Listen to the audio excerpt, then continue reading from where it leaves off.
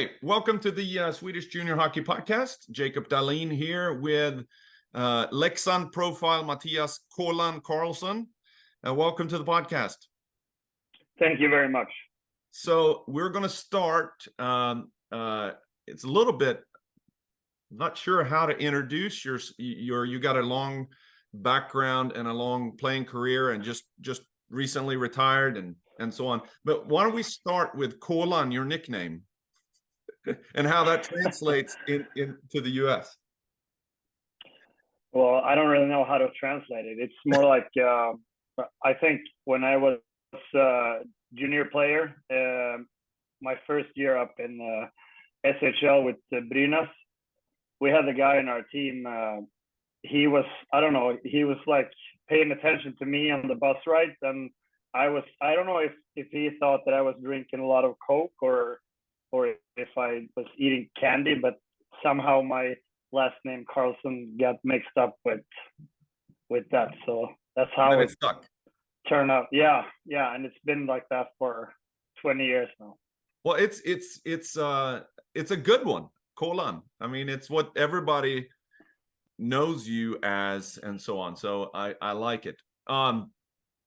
So a little bit on how you and I got introduced. I actually reached out to you a number of years ago when you first, you probably don't know this, you had posted, "Hey, we're looking for a place to live," and our we had our house outside of Norrlin or Söder Lindberg, and we said you can rent our house, but it was a little bit far from downtown Leksand. Yeah, I think I remember this. Not that it was you, but I remember the conversation I had, and we were talking about it, me and my wife, and we thought it's like a little bit too far away because we want to be, when we live right now in Leksand, we live just like 1 kilometer from the rink, and that's how we like it. The kids can take the bike and then just go. We don't have to like drive them everywhere. So that's what we said. If we're gonna move to Leksand, we gotta be close to the core. Yeah, absolutely. And I think that's the right, I mean, that's one of the beauties about a small town like Leksand and people playing hockey in Leksand. And especially, we're going to talk about your kids as we get a little deeper here, but it's amazing how whether you're 10 years old riding your bike to the rink, or you're Philip Forsberg who rides his bike to the rink to practice, it's kind of how it is. And people that are living close in this community, it's definitely a unique and a super positive aspect of Leksand and Leksand hockey. Yeah, and I think that's one of the reasons why so many ex-players they settle down in Leksand, because they like it there, and it's simple life. We don't have everything, but the life we live here, it's like so simple and not so stressful. If you like live in a big city or something, you have to be stuck in the car for, I don't know, maybe an hour to work or something. But here it's just you ride a bike, and if it's rainy, you take the car. Yeah, no, I totally understand. So let's go back a little bit on your background, because I've got my Elite Prospects open here, and it says that you were originally from Örebro. Is that just the is that where you grew up? No, it's just what do you say, birthplace? Yeah. I was born in Örebro, but I'm from Guldsmedshyttan. Okay. Where is that? It's 50 kilometers from Örebro. Do you know Lindesberg? Yep. So Lindesberg. Yeah, okay. It's close to Lindesberg. My father lives in Lindesberg now, and my mom is in Guldsmedshyttan still. So that's where I grew up. Really good. So and if we fast forward, you played youth hockey there until juniors, and then you ended up in Brynäs. Yeah, that's right. Were when you grew up, who was your coaches that in Guldsmedshyttan that was your father involved? Yeah, he was involved until I was 14, I think, something like that. And then my cousin's father, he was coach all the way up. But my last year, when I still played home, I played with the senior team, Yeah, the older guys. So I think we had the under 18 team, and then I played with the big guys. yeah. Were you We always, were for those who don't know who you are, I mean, the way you're a big guy. Have you always been a big guy, even as a kid? no, not really. I wasn't. I've never been small, but I don't think I was like super big as I am right now, or I was when I was like playing in the elite league. Um, when I was younger, we always played with the guys who were born. I'm born '85, so we didn't have a team, so we played with the guys who were born '84. So I think that also made us look a little smaller. Well, I can remember when I was growing up in Leksand, my birth year, I'm 75. So Stefan Bergqvist and Niklas Nordqvist was on my team, and they were a head taller than everybody else. And they're younger than you, and you probably don't. They were not necessarily. I mean, Stefan Bergqvist played. He may have played when he came back a little bit with same time as you did, but very, very big. And they were always big. And I remember when I was 12, they were looked like they were 16. So they had a distinct advantage. But anyway, so how did you end up in Brynäs? And at the time, so where was Brynäs at the time? So this is 2001, 2002. So their elite S8, it was Elite Serien back then. Were they, what were their level? They're in Allsvenskan now, but they had some big time players there at that time. So Yeah, I think um, after we played TV-pucken and we went for some, I don't know, regional camp or whatever, the camp that you have before you go to the national team. Yep. So I think I was doing that one, and then we started looking at different scenarios where I could go and play. So we went to visit Södertälje. I went to Västerås as well, and then I went to Brynäs. So I was at these three places, just looking at the town and looking at the rink and all that. And I got the best feeling for Brynäs. So that's why we picked Brynäs. And I think the elite team, didn't they win like 99? So it's like 2 years before. So they had a lot of good players, but they had an old team, really old team. Yeah, and I'm looking at it. It looks like that they struggled that year. If I'm just pulling up, because I saw that you played a little bit in the 2002 2003 year with them. Yeah, my second year, I think. And that must not have been a great year for them. For that, if I'm looking at the, if I'm pulling up the stats, a lot of people were in minus and they were in Kvalserien. But Ove Molin, Tommy Sjödin, Per Jos, yeah. So some big time names in here for sure. Yeah, Janne Larsson. Yeah. So what was your? They had a Yeah, really good team, but go ahead. I'm sorry. No, go ahead. I think they had an older team, and as you said, they were struggling. I remember, I think all the years I played there, I think I had a contract with the A team for 3 years, and we were like finishing at the bottom every year. So it was a tough couple of years. And then they brought in Leif Bork as a head coach, and he was Okay. doing this experiment where he had like the big squad. So they had like 35 guys under contract. So when they brought him in, I went to Altoona because I was there for loan when it was the lockout year.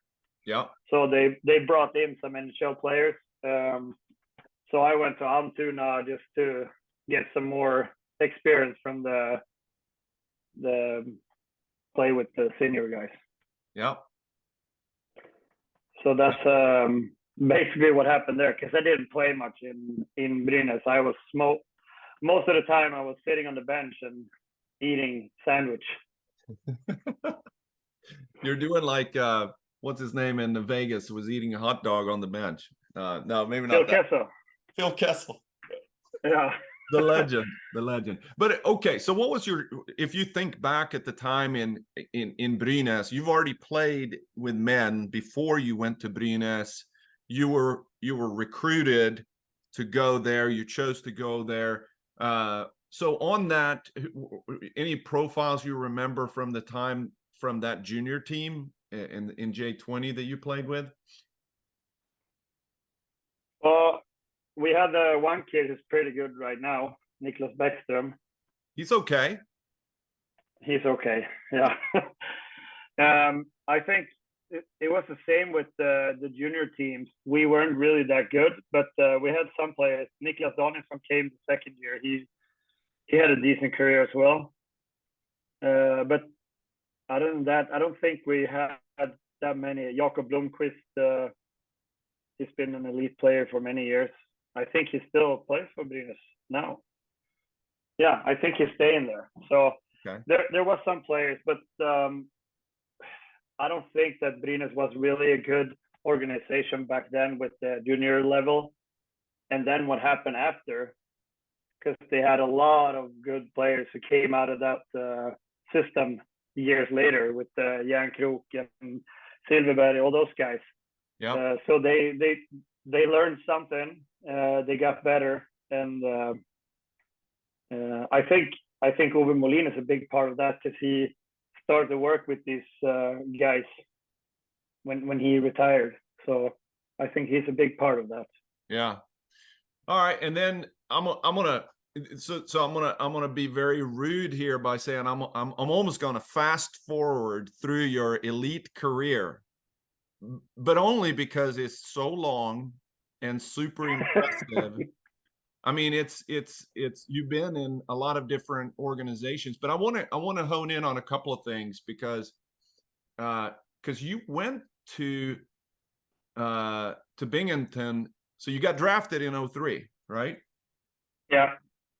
How was that? I mean, did you know that you were going to get drafted?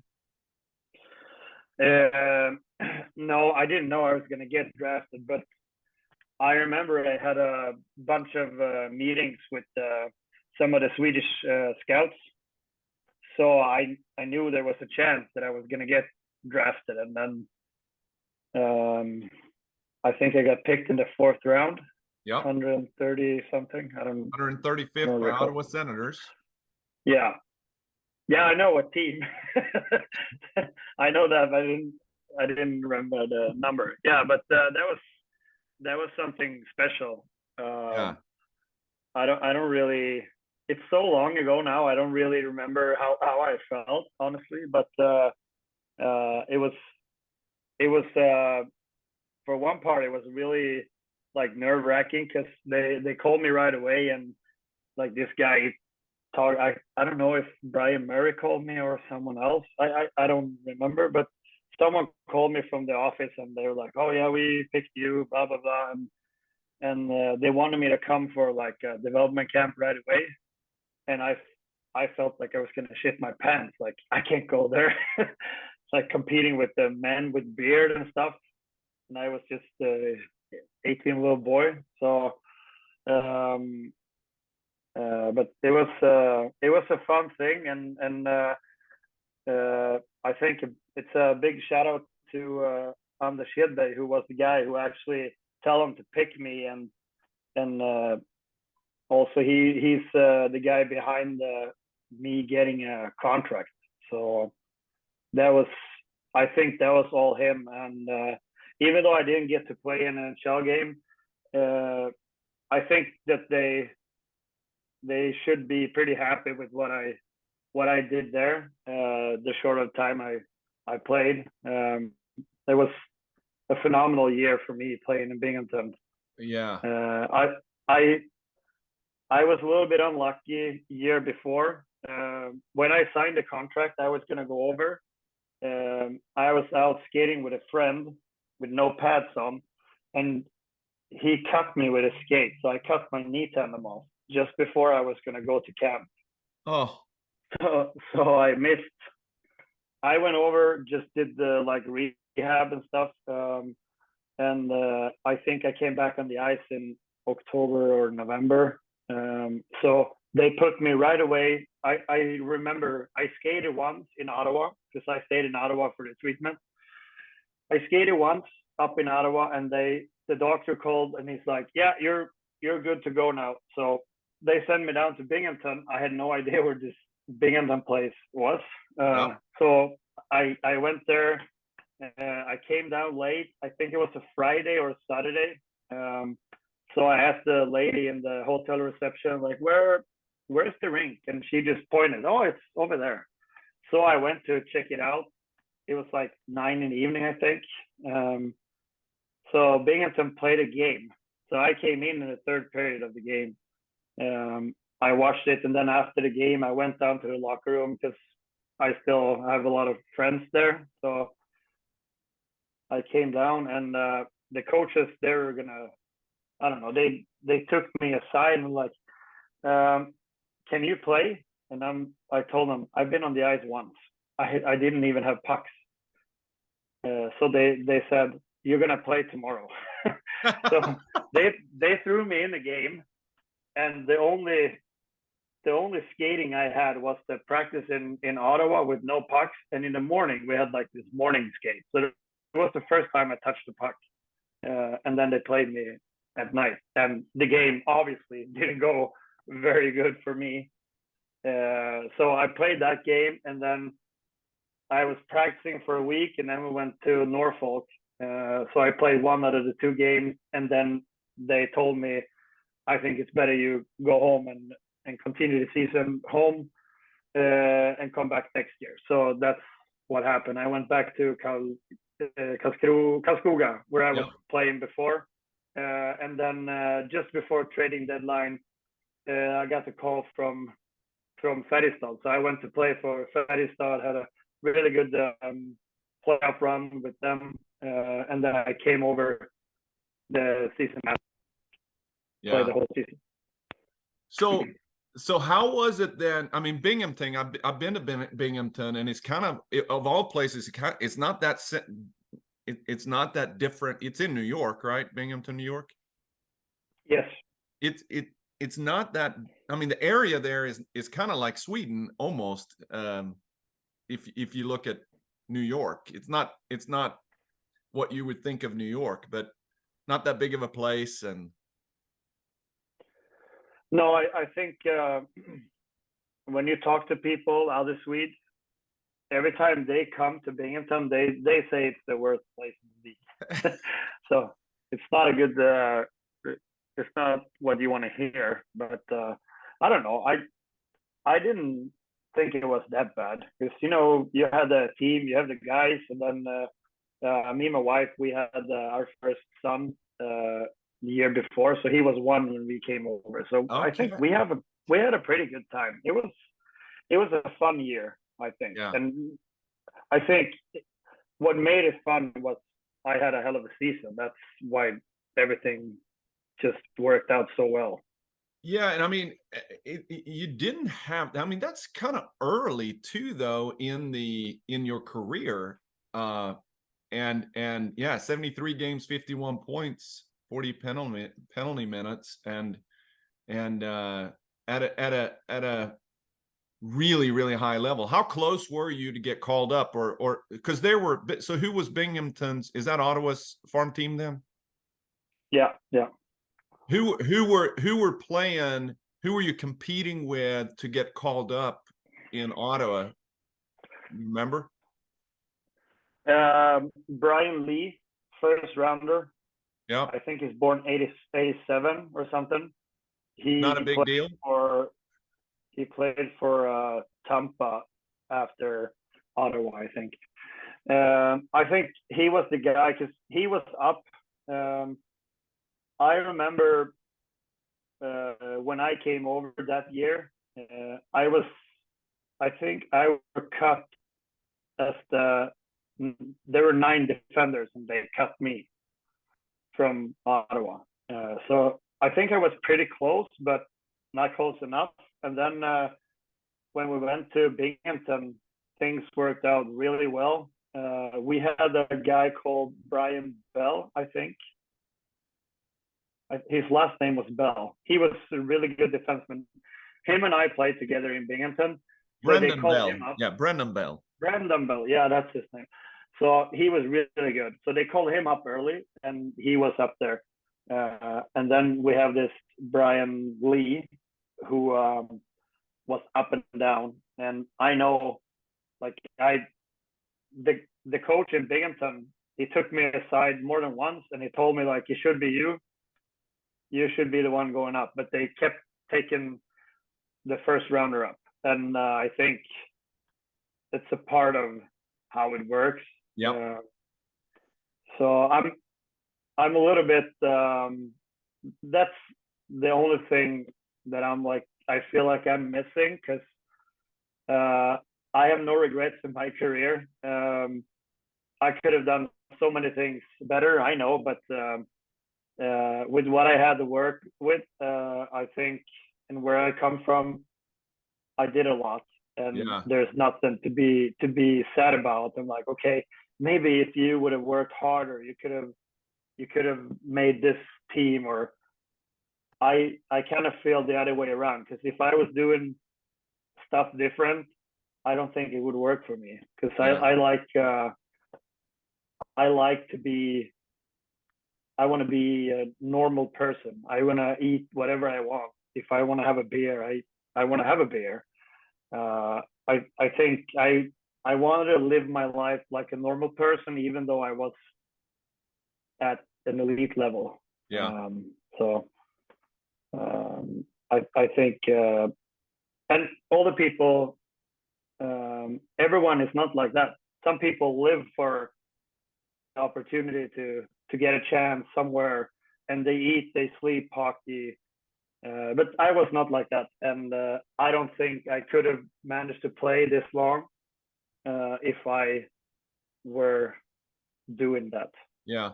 Well, so if I look at, I mean, how do you even talk about your career? But I want to hone in a little bit. I mean, you played you played almost at every level, at the top level in Sweden, in US. You played a year in the KHL. You played in international competitions, and the crown of the entire career has to be bringing Leksand up to the SHL. Yeah, it is, because if you look at all my stats and the teams I played for, I have nothing to show for like a win in the last game. I have never won a championship or something like that. So this was a huge part for me. And I think to be a part of that Leksand team, Leksand is a big thing here in Sweden. They have so many fans. And I don't know if there's any team that it's like better to get promoted with. Maybe if you play for Djurgården, it's going to be a different thing because it's like the capital of Sweden.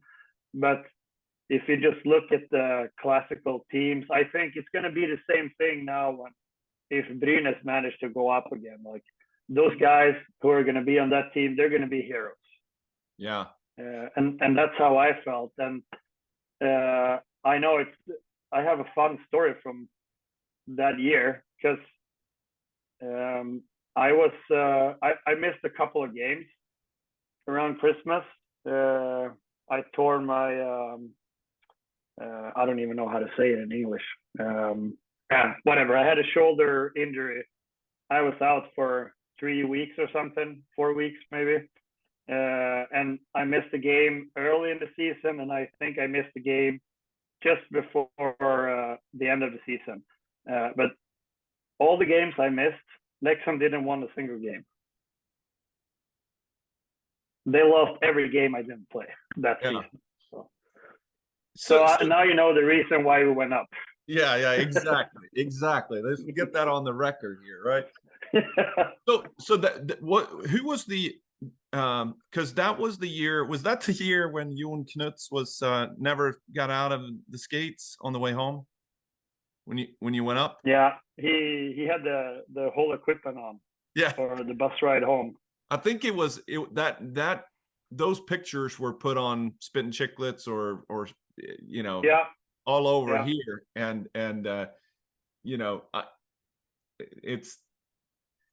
it was a special season. And so who ended up finishing the year as the coach then? Was that when Roger Melin? So Roger Melin. So that was not the year that Perra came in and... No, Perra was there when they eliminated Modo. Yeah, that was the first time that they went up and then they dropped down, right? Yeah. Yeah. But yeah, definitely. And I'm looking at the roster of there. So since this is kind of, we could talk forever about your senior career, but I really want to hone in, since we're talking about juniors, and segue into your role. Yes, you had the A on the sweater, but you were the general with the defensive core. But what was your role with the young guys? Because you had Stöffling, Kalle Schelin, who else were the young guys? Filip Johansson, Axel Bergqvist. Yeah. I played with Axel's dad. Yeah, I met him a couple of weeks ago, Per Agnar. Yeah. He was a year younger than me. Yeah. Yeah. No, but I think because when I signed there, we had Leif Karlsson as coach. Yep. And I think they almost gave me like a special assignment. It was like, you're going to play with Filip Johansson and you're going to take care of him. And I think that that was fun for me. And not only Filip, because we had this 3 defensemen who were like really good, and they were so young, Filip, Axel, and Kalle. And just look at them now. Like Kalle, he had a phenomenal season, and he signed with Florida. He hasn't played NHL yet, I think. And same thing with Filip. Like he was struggling in Leksand, and then he came to Frölunda.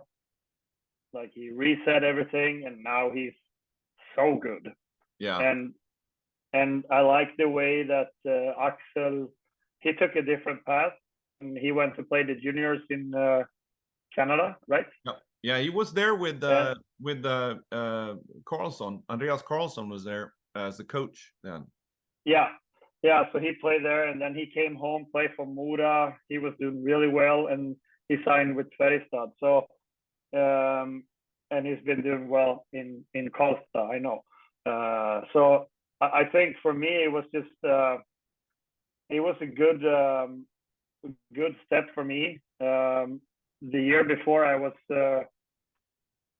we lost to Timrå, so we lost the SHL place, and that was a tough beat.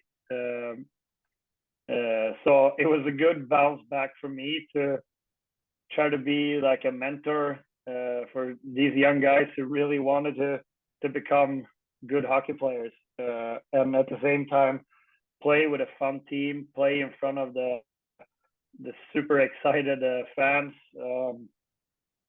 Yeah, it was special. Yeah. So if we think about, so when we're looking at, so we're just finished this week with a draft here, and we had I think 5 or 6 Swedish guys that are drafted in the NHL in the first round. And you know, I'm looking at guys like Bergqvist, Filip Johansson, Kalle Schelin that are, I mean, super talents and so on. But one of the reasons that they have, I mean, the path that they were groomed and the ability to go in young and have the opportunity to play, be the best of the best at J20. They come in hockey gymnasium, they get big roles in J20, and then they have the opportunity to practice and play with men and really get experience what it takes. And I think that that's a beauty of the Swedish system for those elite players. What's your view on that? First of all, it's so hard to go from the 20 team to play with the elite guys, and for us, we played in Allsvenskan, so the step is not that big. And honestly, I think for the guys who actually go to hockey gymnasium and they have the elite team is playing in Allsvenskan, I think it's a little bit of an advantage because take Djurgården it's going to be easier. Yeah, it's going to be easier. Maybe not Djurgården because they're going to probably build a hell of a team. So guys are not going to be able to play. But I think maybe it's going to be the same thing there. They have to play younger kids because with the salaries and all that, yep, they can't pay everyone as much money. So because I'm looking at Brynäs, I don't know if they're going to be room for the young guys. I'm not sure. Maybe Lindstedt is going to play, I think. What's his name? Lindstein. Theo, yeah, the guy who got drafted. Yeah, he just got drafted. And I mean, I think that it's a little bit of a weird time with Allsvenskan this year because the teams that are there are so loaded and they're kind of big budget Allsvenskan team, which is weird. Yeah. And it may be a uniqueness now, but like you're saying, I think it's tough for, I mean, if you were playing J20 in Leksand or Färjestad or the SHL teams, there's 1 or 2 spots that maybe is up for grabs, and that's it. Yeah, and that's at the end of the line. So you're not going to play big minutes. You can just look at the Leksand. They 2 players from the Leksand junior team. One guy went to play for Västerås now, and defenseman Lagerberg, he went to, or was it down south somewhere, Tingsryd or something. Yeah. So they go elsewhere to get the precious ice time and maybe get a chance to play a little bit higher up in the squad. I think if, let's say the Hannes Hellberg, the guy who actually, I don't know, he scored 200 goals or something. He had a hell of a season this year. He scored a lot of goals. It's not right to put him on the 4th line in Leksand because that's not what he's going to do. And I think he's not, if you just look at the top 6 Leksand have, there's no way he's going to be able to crack that lineup. So it's a good move to sign him and just hand him over to Västerås, and maybe, I don't know, I think they also have a pretty good team, so it's not sure that he's going to be on 2 lines there, but maybe if he can be like a good player in the 3rd line and someone gets injured, he plays on 6 forwards. I think it's the best way to get the education that you need, because you need to play the senior hockey. You need to play with men. Yeah. It's not, you can't play with the junior guys forever. Yeah. So what is, if you were going to say, all right, if I ask you, all right, since we just talked about the NHL draft, but it's been consistent, and when you talk to people over here, that are about Swedish players, but you know, they always have a good feel for Swedish players and a good opinion of Swedish players that are coming over. But why are there so many good players coming from Sweden? What is it about the system that breeds good hockey players in Sweden? Well, if I knew that, I would be working somewhere else. No, but I think that we are actually pretty good to we take care of the former players who we think can bring something to the table in case of educating the young. If you look at all the elite teams, they have ex players who are working as coaches in the club. Maybe not in the G20. Maybe they start work with 14-year-olds and then they work their way up. And I think we also have a pretty good education system for the coaches. There's a lot of things you have to go through to even be able to stand on the bench for being like a under 20 coach. Yeah. So I think we've developed a system that actually works really well. And also, I think just for the players, the system we have where they play really, really good games with the junior teams, and some of them, they go on loan to like Division 1 or Allsvenskan. It's good for them because they need experience from the men's game. Yeah. Well, and I think that is the the ability to come in when you are a junior and you can play up in the J20. If you're 17, you can play up, or you can play down, and you can play here and you can play there. There's very few restrictions in compared to the US, where you are on one team and you cannot, there's so many rules. And I think that there's a lot more freedom in Sweden on the ability to play. There's less restrictions to be able to, if you want to play more or practice more, there's so many opportunities to do it. Yeah, and probably that's a part of why, because so many guys are stacking up a lot of games. Just look at Dahlin before he went over to Buffalo. Yep. I heard something that he played like 100 games that season. And I think that's a big part of why people develop, because they play a lot of games. So let me bring this back to a town like Leksand, because whether it's a town like Leksand or where Rasmus came from, which is Lidköping, or so they have the practice facility, but every little town has a outdoor rink. And so, and maybe that's a good segue for your new career, which is after you end up playing your career as the dad, because you have 3 kids, right? Yeah, 3 boys. 2 boys that are playing, Liam, and what's the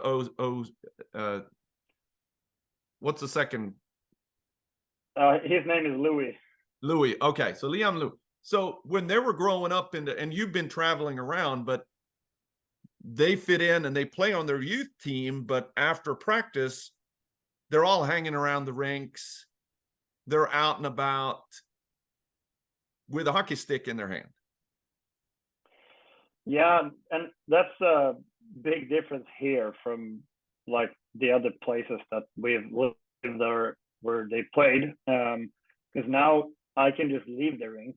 I don't have to wait for them because they manage to get home by themselves. So you don't want to be that kind of parent who just tell them to hurry up because we have to get home. The locker room thing is a big part of why you play hockey. And that's I think for everyone who has played, as soon as you retire, the one thing you miss the most is be able to sit in the locker room and just talk to people. Yeah. And the same thing goes with a 15-year-old or 17-year-old, right? Yeah, it's the same thing for them because they spend a lot of time at the rink, not necessarily in their locker room, but they are at the rink and they're watching other games together and they watch practice and all that kind of stuff. So I think it's a lifestyle. They like to be at the rink, so we should leave them there so Yeah. they don't end up doing some other crazy stuff. Yeah. I guess a little bit of, I mean, I think that's the intent too, for those who don't know, in a town like Leksand, who had Drömmarnas Arena, or the little practice pad behind the practice rink that was started. Of course, it burned down, so it's unfortunate, but it was, you know, they have a shooting pad right next to it, and you have a dry land area with boards, and the idea is for people to just be able to come and play without parents, without practice times. There's no organized practice. What are the kids, since that burnt down, and it's eventually they'll rebuild it, but where do they go and do that now? Well, if we're lucky enough, we have some folks around who they just make ice surface a little bit everywhere. Yeah. In between houses or on their backyard. There's a lot of people who have their own rinks here in Leksand. I think, unfortunately, the weather hasn't been that good the last 2 years. I remember my first year when we moved here.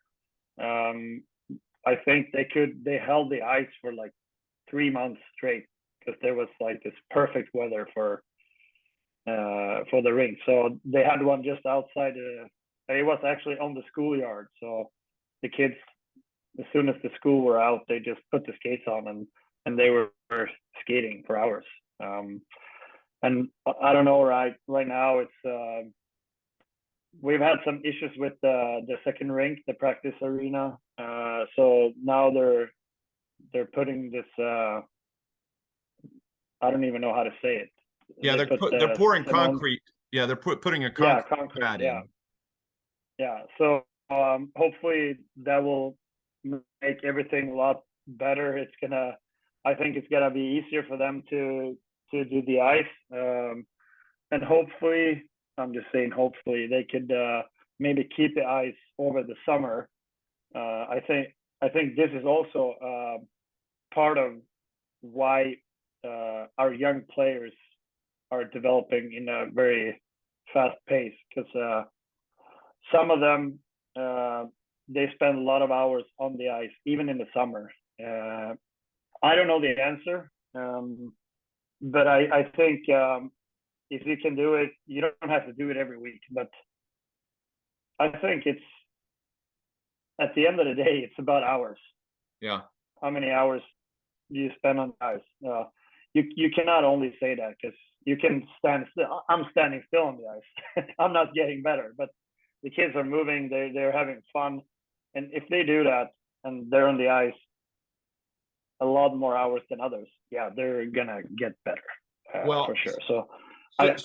So if people go in and they look at your Instagram videos that you know post, and I think that it's a good snapshot of a natural fluidity and natural.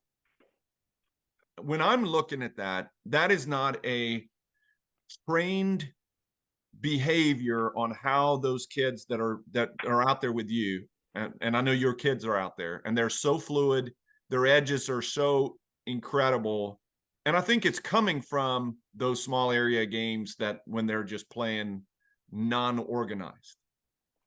But then some of it does, for sure. yeah, but then you could take it and then hone it the base is from just playing around and developing the body, but then you have the ability to now structurally do things that improves it. Yeah, that's right. And I think, as you say, it's a big part of why, like, it should be fun, and that's why I like the few times in our rink where we have the chance to just play around. They can just go out and there's 40 people on the ice and they're just skating around. They're playing small games everywhere. It's so important for them to just play with the guy who's 2 years older or compete with the guy who are 2 years younger. They help each other to get better, and they do it while they have fun. And I don't know, the things that I'm doing, like, we've been working so much with our group. I've been coaching the 09s in Leksand. We put so much time and effort into, like, move right on the ice, like trust your edges and all that. And I think it's been paying off very good. And some of the guys look really smooth when they're skating, and it honestly it's gonna help you. I don't know. It's a different game now, how it was when I was playing, because I think the first time I had a skating coach, I was 33 maybe. So I didn't know what that was. I'd never been to a camp. I went to, like, these hockey schools. It was actually in Falun. I was for 3 years with the Thomas Jonsson Hockey School. Yeah. Nowadays, if you go to a hockey school, you go to the hockey school because it's fun. You go there because you want to meet new friends, and you want to have some fun. But the other kids who want to get better at hockey, they go to different camps. So I think there's difference now. It's obvious there is a big difference. So it's kind of what you're looking for. But the most important thing is that you got to have fun. And I can see for some kids it's not fun because it's their parents who actually, like, live the dream right now. Yeah. They want to have the career that they never got themselves. So you can see that in some kids, and that's not good. Yeah. So how does that, I mean, now so you've transitioned from your role as a player and now your position as a dad that loves the game, and it's clear that you have a talent to be able to give back without huge pressures. But what are the things that you're trying to, is that the message that you're trying to instill with these guys, is have fun but also work hard? Or how does that, because your kids are getting to the age where they're getting serious about hockey too, so you're providing those opportunities to learn and to play and get a lot of repetition and a lot of ice time. But how do you mix in the fun? Well, if you just tell them that there's a game, everyone thinks it's fun. So it's not so hard to get something like fun. But yeah, my oldest one, he's just been through the TV-pucken. He didn't make that team, and they have these call outs for the hockey gymnasium. So it's been like a tough year. It's a lot of choices, and on top of that, you have because he was playing with the under 16 last year, and we have 2 teams. So if you want to, some guys didn't make the first team. My oldest one, he was playing with the first team. So it's a tough year where there's going to be a lot of things going with or against you. So just gotta, I don't know, you just gotta talk to them and try to make them understand that this is not the end. No matter what happens, this is not going to be the end. I play with so many good players when I was young who didn't become hockey players. And when I got older, I played with I don't know how many good hockey players that didn't play TV-pucken, or they played Division One until 2 seasons ago, and then now they're starring as a shell. So you can take whatever path you like.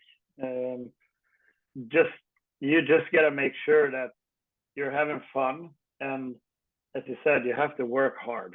It's that's like the most important thing. If you don't work hard, you gotta have that like inner motivation that when the other guys are not working out, you are the one working out. Like if you're behind, how are you gonna get ahead of them? Like if you think like that, maybe I think that you do have a chance. No, absolutely. Absolutely. And I think that there are certainly different paths, and you've seen it in your career and now as a dad and helping others, how hard it is to how few that are in those roles to be able to make that spot. TV puck tournament, NIU, J20 national, but NHL draft. I mean, it's not, the path is not linear, and people think it's linear, and they're going to say, I'm going from here to here to here to here. And I think the character is grown when you have a bump in the road and say, oh, now what? You know, I didn't make that team. Does that mean that I'm going to break and I'm going to quit, or am I going to now work even harder to move forward? Some will, some won't. You know. Yeah, and I think if you look back to it, how many guys are actually just making that team, or like they can handle move up every time? It's like, well, Elias Pettersson, he did it, and there's other guys who can do it as well. Rasmus Dahlin did it. Yeah. But for 99% of the other people, they have to try, and they're not going to make it. And then they come back and they try again. It's as I say, it's a part of life. Yeah, I mean, you can't expect to always like succeed. Yeah. At some point you are gonna fail. And failure is good. It is. It's really good. It's what makes you better if you learn something from it. Yeah, absolutely. All right. Well, let's round out by so I've asked this question to other people, but you are, if you look back and say, okay, if I met Kolan, 17-year-old Kolan back in the day, it's a few years ago now, but what advice would you give? What you know now, you're much wiser, and now you're a dad, so it's almost, but what advice would you have given to yourself when you were 17? That if you look back and say, oh, man, I wish I would have had me now sitting here telling myself this, and it would have done this for me in the future. First of all, I know if 17-year-old me would get this things, I wouldn't listen. That's what I think. But I don't know. It's really hard. You put me on the spot here. No, I just think like if I'm looking back, what I think that I was missing, maybe I didn't really have the extra drive that you need to like go all the way. I went far enough, but I didn't go all the way. So it doesn't bother me. There's no regrets. Like over. I don't sense I don't none. sense any regrets. I said I don't sense that in our conversation. No, it's not. I'm just super happy that I get to live out my childhood dream. And now I'm 38. I'm retired, and I can do whatever I want. So I feel like I succeeded with the hockey part, and that's why I'm doing what I do now because I want to give back to all the young ones. It's like it's kind of the question that you asked me. It's like I want to give out so much information to all the young kids now, and I feel every time I tell them stuff, it's like, okay, why didn't someone tell me this? Yeah. Like, I think this would be useful if someone told me when I was 12, like, to do this. So I don't really know what to say there on your question, but as I said, I'm just trying to give back to the kids what I've learned, what I've been through, just to get them a little bit more prepared. No, I think that's awesome. And just so kind of for those who don't know, I mean, you're going to be helping Kolan as a skills coach and part of that staff in Hockeyettan this fall coming up, right?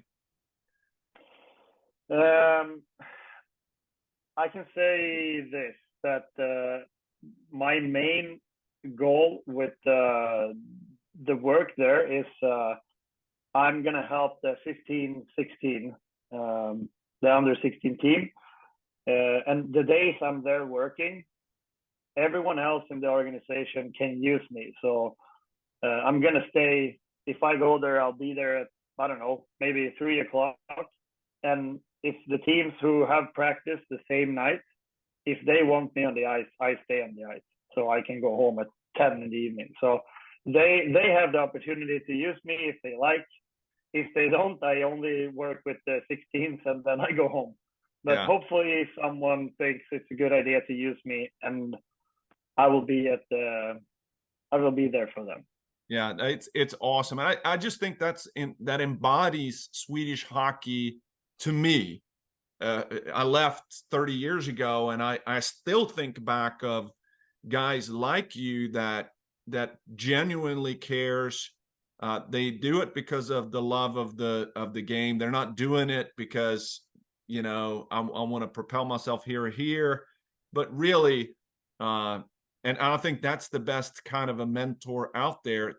The onus now are on people to say, I have this tremendous resource here. How do I take advantage of it, and how do I use it? And you're there to fill people's cups with knowledge and experience. And it could be a little thing. I can tell you, I'm 48, and I still think back at, you know, the guys that did that for me when I was 10, 12, 13 in different sports. And I'm going back to Sweden here in a couple of weeks, and I can't wait to go back to those guys in different sports that were mentors more in life than the skill of XYZ sport. So kudos to you, and good luck moving forward. Thank you very much. Yeah, thanks for coming on and having the taking the time to kind of talk about these things. You're a profile out there, and we appreciate it. Thank you. It was a fun hour. Yeah.